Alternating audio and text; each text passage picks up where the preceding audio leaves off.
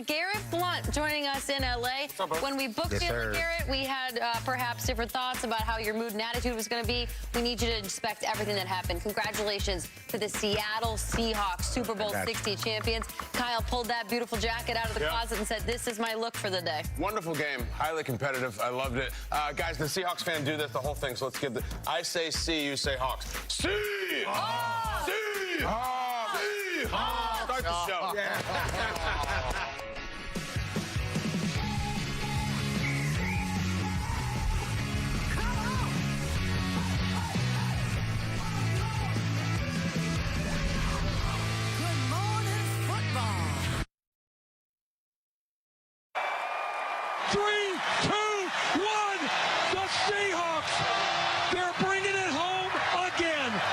Second time, the Seahawks win Super Bowl 60. They are bringing the Lombardi back to the Northwest, and the party begins at Levi Stadium and in Seattle, and it won't stop for days. That's incredible seeing that Lombardi trophy in Sam Darnold's hand. Once again, congratulations, Seattle Seahawks. Manti, Seth, LeGarrette, Kyle, Jamie here with you on the Monday after the Super Bowl. In some capacity, all of us spent time last week in San Francisco. Excellent host city. It was smooth. Kyle, for one last time this season, I know I believe in you because, as Sam Darnold said, as long as you believe in yourself, anything is possible. Can you lift this long highlight for us? I got it. Let's do it. Super Bowl highlights in the NFL Network. This is an honor. Here we go. We're going to Levi Stadium. It was a gorgeous day yesterday. Yeah, well, damn, it was a beautiful day. It was a perfect California day. Blue skies, little wind, all kinds of sun. And here we go. Let's start the football. Perfect day, perfect Super Bowl? No, really was not. The Seahawks never turned the ball over, but they do have a 3-0 lead, and Drake May, this was the story of the game. Just running and getting chased down, and it's Derek Hall, and it's all hands on deck. May sacked 15 times just in the playoffs leading up to the Super Bowl, and there was more of that here. We'll have a Will Campbell conversation at some point. I know the Patriots will, and he will, and he certainly won't have one with the media last night because he did not answer any questions. That's the Patriots' young left tackle. There's more of that. It comes from the secondary. It comes from every level. It comes from out of the stands. There was a streaker last night. He almost sacked Drake May. Devin Witherspoon got him there. All right, but the Seattle Seahawks do play offense with a 3-0 lead. How about this guy? Manti, I tell you like K9? I love K9. I like K9, man. He's nice. I think everybody likes him. You know what? The MVP voters liked him. It was the first time an MVP went to a running back since Terrell Davis. Reasons like this. And I thought he was going to house this thing for a second. Nope. He's just racking up yards in the first half. All kinds of big numbers rushing the ball. But only 6-0, right? Right? Come on, stay with me. I'm trying to... Oh. Yeah. Go ahead, Manti. Talk about Riley Mills. I text you right after this, okay, I said, go Irish, baby. Yeah. He's doing Irish things. Take that lineman and throw him into your quarterback's lap. That's how we do it. You know it's not going well, Riley Mills. That's his first career sack ever in the NFL. And he's just it's like at a deli counter with a number. All right. Darnold going deep. It's going to be a touchdown. No. Hey, guess what? Hey, Christian Gonzalez came to play, right? Right, Seth Rollins? Oh, my God. He was keeping him almost single-handedly in the game. I think it's a good take. Without Collinsworth had it last night, too. Without Christian Gonzalez, this would have been even uglier than it was. All right, third quarter, after Bad Bunny, we'll talk about it. Very entertaining, very energetic. I was into it. Jackson Smith and Jigba would leave the game for a while in the second half to be evaluated for concussion, but would return. Did not have huge numbers, didn't need huge numbers. K9 again. There he goes. Running right. I said since Terrell Davis. That was the 90s. They never give it to running backs. I can name some guys they should have given it to. They actually gave it to him. Drake May, do anything, please. It's only 12-0. This franchise was down 20. Oh, no. Sack, fumble. Byron Murphy recovers. That was Derek Hall. That was Derek Hall with his second sack of the night. Forces a huge turnover. It still didn't feel over, but it might as well have been because there was no offense from New England. 3 and out, 3 and out, 3 and out, 3 and out. But we've seen crazier stuff before. Can we see a touchdown? Is that too much to ask? A.J. Barner! God. We got a touchdown and also a 19-0 score. And then people start looking up. Has anyone ever been shut out in the Super Bowl before? An offense has been shut out because against the Ravens, the Ray Lewis Ravens, only the Giants scored on special teams. But we still have a shutout here, 19-0. And then finally, Miraculously, Matt Collins, of all people. Back-to-back receptions for the big boy. It felt like Drake May was just dropping back and looking for Matt Collins. I don't know if that's a tenable plan in the Super Bowl. I love Matt Collins, and he's wacky and everything. But this was the most interesting part of the second half. Because Drake May starts making plays. He's running. We're like, all right, we're down 12, 9 to play. And then, like, this was just an unfathomable play. I don't know what he was doing. I don't even know who he was throwing to. I don't know if he knows who he was throwing to. And this is really when it felt like, okay, the Seahawks are winning for sure. That's Julian Love with the interception. Credit him, by the way. This isn't all doom and gloom about the Patriots. The Seahawks were amazing. And it just felt like Drake just threw it for the sake of throwing it. I don't even know if he had a target in mind. Didn't have to be desperate in that moment. He really didn't. No, he had to be accurate. He went, oh, God, look at this. And here we go. Guys, the Seahawks are going to the Super Bowl victory stage. They're going to get that trophy because that is Uchenna Nwosu returns at 45 yards after another hard hit from Devin. This was actually ruled an interception, so that did not count as a sack, which saved them from tying the record for most sacks ever in a Super Bowl. Hey, silver linings, right, Seth? Silver lining. You gamble on the game. Is that yellow or green or yellow-green? I don't know, but that is reality. We have Sam Darnold holding the Super Bowl trophy in the year of our Lord 2026. Mike McDonald, know him, love him, 29-13, and I promise you it wasn't even close to that close. The Seahawks of 2025, they win the Super Bowl in 2026, and Sam Darnold, Kenneth Walker III, MVP, 27 for 135. Afterwards, we heard from Sam Darnold, we heard from Kenneth Walker, and head coach Mike McDonald. Seahawks! The reason that I'm here is because of my journey, because of the ups and downs, especially the downs that I went through early on in my career. I learned so much about myself, about football. It's funny how things work, but that's life. You know, I'm just going to continue to keep working. If I would tell myself as a kid right now, I would have, I wouldn't have guessed that I would be the one to win an MVP. So it's just a real moment, you know, and it doesn't happen without the guys in the locker room. We're in the business of winning football games. And to win football games, you got to be a great team. And great teams have people from all over the place that come together. That's why football is so special. I mean, you look at that locker room and what people have gone through to get to this point in their career on this particular team. It's a beautiful thing, man. It's really, really powerful, really awesome. Mike McDonald pleading, begging his players to come up on the stage afterwards, waiting patiently before he hoisted the Lombardi. It was absolutely perfect and really representative of who he is as a coach. Another season in the books, and this time we see a lot of green and navy blue confetti. Seattle Seahawks, the Super Bowl 60 champions. My gosh, Manti Te'o, for one more time this season, dare I say. Manti, you want to talk about the defense?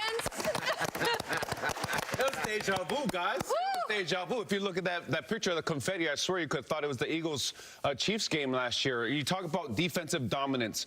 In a time where there's this focus on a quarterback and finding a head coach that can help the quarterback or bring the most out of a quarterback, for 2 years in a row, we've learned, yes, if you don't have a quarterback, you don't have a chance. But if you have a defense, you can win Super Bowls. Defense wins championships. And I thought that what Mike McDonald did last night with how he was curating some of his blitzes, bringing DBs, but then dropping D linemen, it put Drake May in this blender of, okay, I have a blitz here, but then I have a D tackle dropping out here, and everybody was like, oh, throw it to your hot route. There is no hot route. Why? Because you have a D lineman stick standing over there. And then there were times where they would go into man coverage, and then they would still bring blitzes from the right or the left. I thought what Mike McDonald and that Seahawks defense did last night to Drake May and that entire offense, not just Drake May, it was phenomenal. They didn't know where the blitzes were coming from. More importantly, they didn't know where the droppers were coming from. And when you have Drake May in a situation where, okay, I see somebody coming here, but I don't know if I have my outlet here because I have a D lineman or a corner or a linebacker dropping, it puts him in a place that is very, very uncomfortable, and he looked uncomfortable majority of the game. So hats off to Mike McDonald and that defense, what they did last night, Seth. Man, it was beautiful. It was poetry. It was art to me. And for 2 years in a row, we learned that defense will win you a championship. Yeah. I mean, It wasn't a great game to watch, right, Kyle? You said it, but It was hard to watch. If you love defense, then the dark side defense, they got the job done. My wife turned to me. She's sitting there with me. We're watching the game live. She turns to me. She asked me, "Is this what it's going to be like all night long?" I said, "Honey, yes." I said, "This is." Drake was saying the same thing. That's what you're going to get. Yeah, you're gonna get a few yards and then boom, punt, and that's what it was all night long. Drake said that, and then Brandon goes, "Honey." Yeah, really? Yeah. Wish I had better news for you, kid. Yeah, I mean, this was the. I mean, unless they were playing Matt Stafford, like this was the Seahawks defense all season long. And when the lights were the brightest, they showed out from start to finish. It was only a matter of time. They were going to get to him. Drake May there, they get to him, turn the ball over.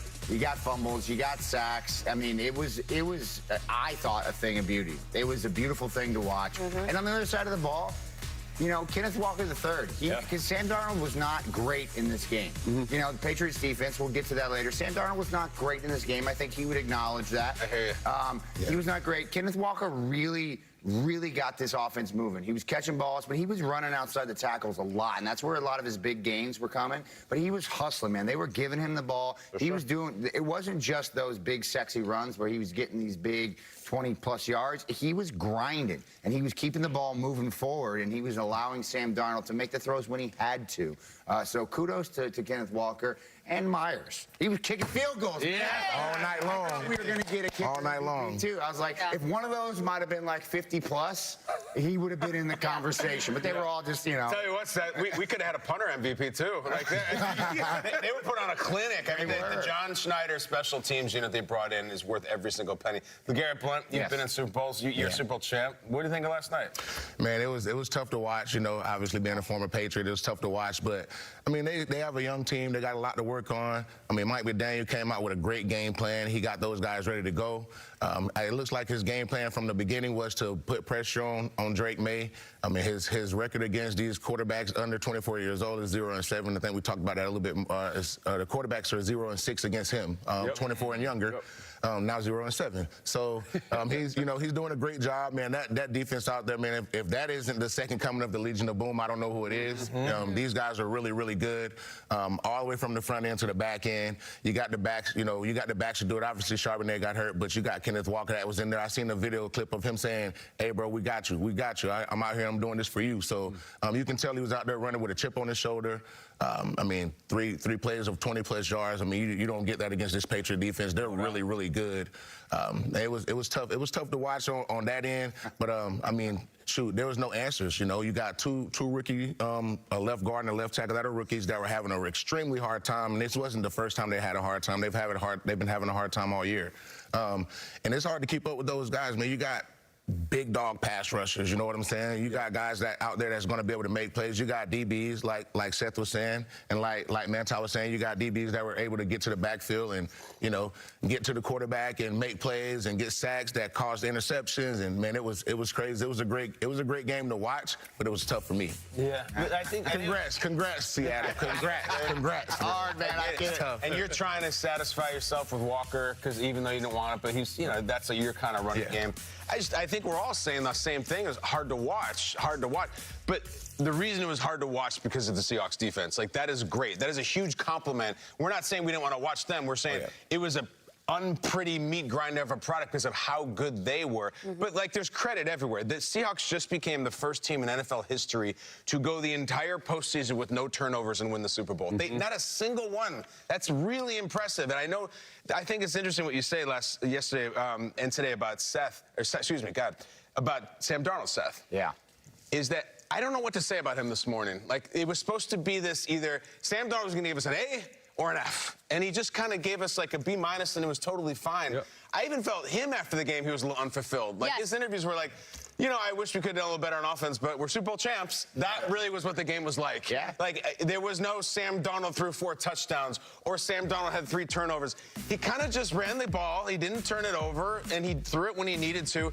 We didn't get this really satisfying conclusion to the Sam Darnold saga. There was no ghost talk. There was no huge mountain climbing vindication. It was just he managed the ship like he was totally supposed to, and he just let those wrecking balls destroy The biggest compliment I can give to the Seahawks is that in the middle of the game, and a lot of people were remembering the Ray Lewis defense against the Giants, because that was a game that just felt like adults versus teenagers, where it's like, I think we got to get the teenagers off the field. They're not really ready. The Patriots, listen, we'll talk about them. Josh McDaniels, I guess, had nothing. Mike Vrabel, they had nothing. I don't want to disparage those guys. I'm saying competitively, there was nothing. Yeah. They were never in the game. The offense never had a chance. Mike McDonald was amazing. That whole defensive staff was amazing. So we're going to talk about the Patriots in a game this quote-unquote unwatchable. A lot of times if it bleeds, it leads, and I'm sure a lot of people around the world are talking about the Patriots